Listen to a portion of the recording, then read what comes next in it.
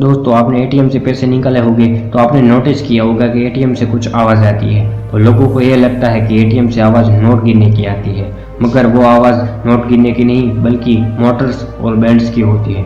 जब आपने ट्रांजैक्शन के दौरान एटीएम को टच किया होगा तो आपने महसूस किया होगा कि असल में कई तरह की उसमें एक्टिविटीज़ चलती रहती है, क्योंकि इसमें कई मोटर्स और बैंड्स होती है जिनसे कैश निकलता है और फिर ट्रांजैक्शन पूरा होता है। इस दौरान वो आवाज़ें तैयार होती है जो हमें सुनाई देती है। कुछ लोगों को यह लगता है कि वो आवाज़ स्पीकर से इसको तैयार किया जाता है, उन्हें असल में गलतफहमी है क्योंकि आवाज़ असली होती है। तो वीडियो को लाइक एंड शेयर करो और चैनल को सब्सक्राइब करो।